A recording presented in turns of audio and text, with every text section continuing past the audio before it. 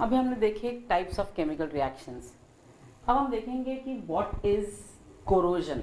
Corrosion is also a type of reaction only, but why corrosion word is given. आपने देखे होंगे कि आपके जो खिड़कियों पे ग्रिल लगे होते हैं या टेबल के जो पैर होते हैं जो आयरन के बने होते हैं वो रस्ट हो जाते हैं कुछ दिनों बाद। बहुत सारे शिप्स होते हैं, एयरक्राफ्ट होते हैं, या जो मशीनरी होती है इंडस्ट्री में, फैक्ट्रीज में, उनको भी कुछ महीनों बाद, कुछ सालों बाद बदलना पड़ता है अगर वो आयरन के बने हों। तो ये रस्ट क्यों हो रहे हैं? Is rusting a part type of corrosion? Yes. When we talk of iron, iron rust. ना कोई भी चीज कोरोड होने के लिए उसको कोई तो गैस जो एयर में रहती है उसके साथ रिएक्ट करना पड़ता है, and in the presence of water और मॉइस्चर। सो अगर मॉइस्चर है एयर में और गैसेस हैं एयर में जो रिएक्ट कर सकते हैं मेटल से, तो वो कोरोड करते हैं। कोरोड करते हैं मतलब किसको कोरोड करते हैं, किसको खराब करते हैं? ये मेटल्स को खराब करते हैं। आपने देखा होगा हम आयरन के मेटल्स यूज करते हैं, हम कॉपर यूज करते हैं, हम सिल्वर यूज करते हैं, और ये जो 3 मेटल्स हैं जिनको मैं हाईलाइट कर रही हूँ ये कॉमनली यूज्ड है हर घरों में। आयरन आर्टिकल्स हम यूज करते हैं, कढ़ाइयाँ हम यूज करते हैं। तो वो जो आयरन है वो रस्ट हो जाता है, कोरोड होता है। कोरोड मतलब वो it reacts with oxygen and water, मतलब वो एयर में जो मॉइस्चर है और एयर में जो ऑक्सीजन है उससे रिएक्ट करेगा। कैसे रिएक्ट करता है? ये iron, oxygen and moisture present in the air, उनसे रिएक्ट करेगा, forming a brown product which is called as Fe2O3, और उसके साथ कुछ वाटर मॉलिक्यूल अटैच रहते हैं, इसलिए यहाँ पर XH2O लिखा है। It depends on how much rust is formed. ये होता है आयरन के आर्टिकल्स के साथ या आयरन के प्रोडक्ट्स के साथ। अब जो आयरन था वो एकदम शाइनी मेटल था, लेकिन रस्ट होने के बाद वो ऐसे ब्राउनिश ब्लैकिश हो जाता है। So the colour changes from shiny white to brown colour. एक और एग्जांपल जो हम घरों में देखते हैं वो है कॉपर। कॉपर के बर्तन आप देखते हैं घर पे हम लोग यूज करते हैं। तो कॉपर के बर्तन अगर आप धो नहीं, रोज इस्तेमाल ना करो, तो आप थोड़े दिनों में देखेंगे कि उसमें एक लाइट ग्रीन कलर की लेयर बन जाती है। अब ये ग्रीन कलर की लेयर आई कहाँ से? तो ये कॉपर की जो नेचर है वो क्या करता है, in the presence of moisture of air it reacts with carbon dioxide of the air. तो कार्बन डाइऑक्साइड हमारे एयर में 0.03% है। वो कार्बन डाइऑक्साइड कॉपर से रिएक्ट करेगा इन प्रेजेंस ऑफ वाटर और मॉइस्चर, और वो एक प्रोडक्ट बनाता है जो ग्रीन कलर का होता है। बहुत डार्क ग्रीन नहीं, लेकिन लाइट ग्रीनिश कलर का होता है। उसको कहते हैं हाइड्रेटेड कॉपर कार्बोनेट, और copper carbonate and copper hydroxide का मिक्सचर। सो कॉपर हाइड्रोक्साइड और कॉपर कार्बोनेट को हम हाइड्रेटेड कॉपर कार्बोनेट भी कहते हैं। वो होता है ग्रीन कलर का। तो आपने देखा होगा हम जब कॉपर के घर में बर्तन यूज करते हैं उसमें एक ग्रीनिश कलर का लेयर बन जाता है। वो ग्रीनिश लेयर को निकालने के लिए हम इमली का या आंवले का इस्तेमाल करते हैं जिसमें नेचुरल एसिड्स प्रेजेंट होते हैं, और नेचुरल एसिड्स ये कॉपर कार्बोनेट की लेयर को निकालने में मदद करता है। और एक एग्जांपल जो हम घर में देखते हैं वो है सिल्वर या चांदी। चांदी अगर यूज ना करें, और स्पेशली अगर आप कोस्टल एरिया में रह रहे हैं जहाँ ह्यूमिडिटी लेवल ज़्यादा है, तो वो चांदी ब्लैकिश कलर की हो जाती है, थोड़े काला रंग पड़ जाता है उसमें। तो अभी चांदी क्या करती है? चांदी जो होती है silver, it starts reacting with sulphur component in the air. Air में बहुत गैसेस होती हैं, और उसमें से जो सल्फर कंटेंट है वो आपको सिल्वर से रिएक्ट हो जाता है, और वो बनाता है सिल्वर सल्फाइड, और वो होता है ब्लैकिश इन कलर। इसको भी साफ करने के लिए सिंपल पाउडर यूज की जाती है, टूथपेस्ट यूज किया जाता है, जाने क्या क्या लोग यूज करते हैं सिल्वर को साफ करने के लिए। तो ये जो मैंने एग्जांपल्स बताए हैं ये सब एग्जांपल्स हैं कोरोजन के। It all corrodes. मैं ये नहीं कह सकती हूँ कि अगर ये रस्ट हो रहा है तो ये भी रस्ट हो रहा है, नहीं। इसको हम रस्टिंग बोलते हैं, इसको हम रस्टिंग नहीं बोलते हैं। तो इस सारा जो खराब हो जाता है, जो दूसरी लेयर ही बन जाती है, कलर चेंज हो जाता है, उस सारे चीज़ों को हम एक टर्म यूज करते हैं, that is called as corrosion. Corrosion से क्या हानि हो सकती है? कोरोजन से बहुत हानि हो सकती है। इंडस्ट्रीज में, फैक्ट्रीज में, शिपिंग इंडस्ट्री में क्या होता है, बड़े बड़े शिप्स बनते हैं, बड़े बड़े इंडस्ट्री में मशीन्स बनती हैं, वो अगर रस्ट हो जाने शुरू हो जाती हैं तो हम उसको यूज़ नहीं कर पाते हैं, वो क्रैक हो सकती हैं, वो टूट सकती हैं, तो उनको बार बार रिप्लेस करना पड़ता है। तो ये प्रॉब्लम बहुत आती है।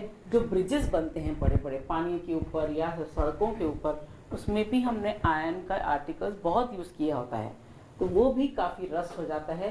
तो रस्टिंग को या ये रस्टिंग को प्रिवेंट करने के लिए या रोकने के लिए हम क्या कर सकते हैं, उसको पेंट कर सकते हैं, उसको ग्रीस लगा सकते हैं, उसको हम गैल्वेनाइज कर सकते हैं। गैल्वेनाइज क्या होता है, आपने छोटे क्लास में पढ़े होंगे, एक लेयर ऑफ जिंक लगाते हैं आयरन के ऊपर, और जिंक जो होती है it is more reactive than iron. तो क्या होता है, वो आयरन से रिएक्टिव नहीं करने देता, खुद रिएक्ट कर देता है।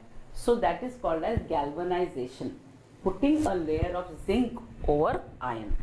सो इसको कहते हैं गैल्वेनाइजेशन। सो प्रिवेंशन के भी बहुत मेथड्स होते हैं, how to prevent the rusting और how to prevent the corrosion. So corrosion and rusting can be prevented provided you make sure that iron does not react with oxygen.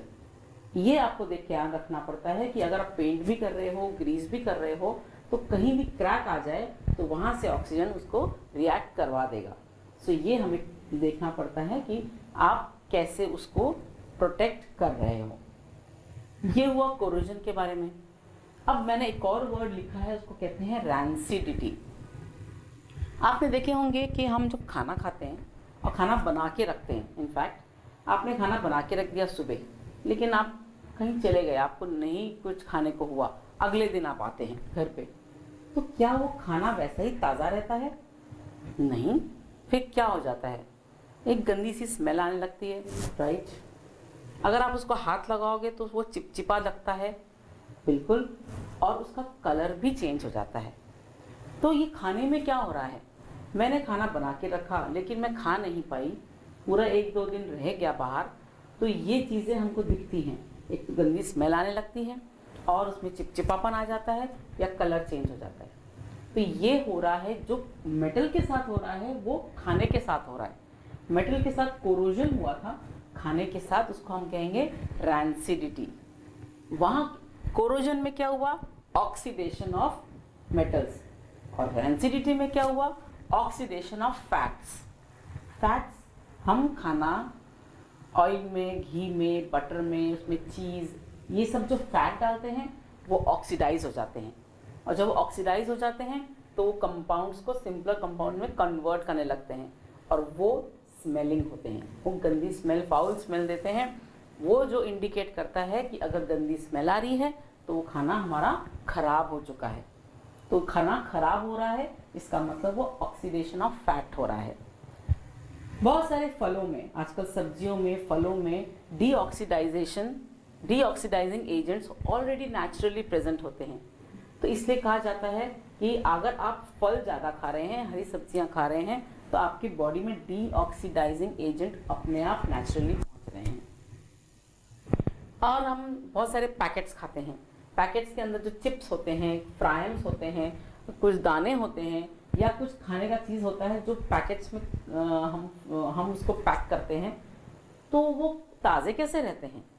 आपने suppose chips का packet लिया और वो packet अच्छा फूला हुआ है, तो फूला हुए पैकेट को जब आप खोलते हो तो आप देखते हो कि चिप्स तो बड़े करारे रहते हैं, बहुत टेस्टी रहते हैं, लेकिन यही पैकेट में अगर कहीं छेद हुआ हो तो आप देखेंगे वो पैकेट बिल्कुल सिल जाता है, अंदर के जो चिप्स हैं वो भी एकदम सॉफ्ट रहते हैं।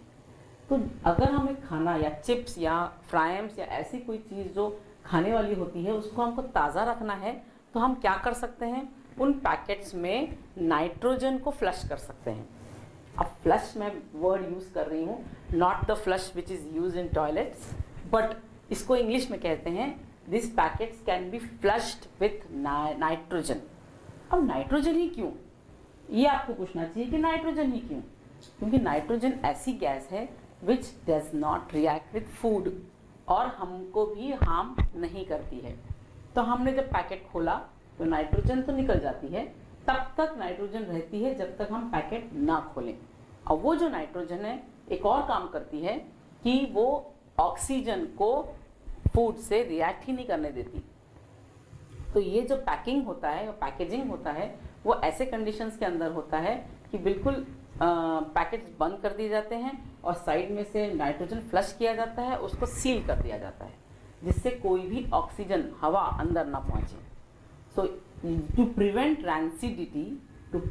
rancidity, what we can do, we can have the packaged food flushed with nitrogen, which can save us from spoiling of food. आप देखेंगे चिप्स के पैकेट तो 4-4 महीने भी दुकानों में पड़े रहते हैं, कुछ नहीं होता। जब तक नाइट्रोजन है तब तक वो चिप्स के पैकेट ऐसे ही रहेंगे और चिप्स भी फ्रेश रहेगी। अगर उसमें छेद आ जाता है, क्रैक आ जाता है, तो नाइट्रोजन तो निकल जाएगी, ऑक्सीजन हवा के थ्रू जाएगी and it will deoxidize or it will oxidize the fats. So this was about rancidity. This finishes your chapter which deals with the different types of chemical reactions. हमने इस chapter में different chemical reactions पढ़े, different types of redox reactions पढ़े, oxidation reaction पढ़े, corrosion क्या होता है ये पढ़ा, and rancidity क्या होती है, और major thing how to balance a chemical equation. इतना सब हमने पढ़ा है। I hope you have understood the lesson very well. हम अगले भाग में आपको इस लेसन के क्वेश्चन आंसर्स और एक्स्ट्रा क्वेश्चंस जरूर बताएंगे। सो आज के लिए इतना ही काफ़ी। Bye for now, have a nice day.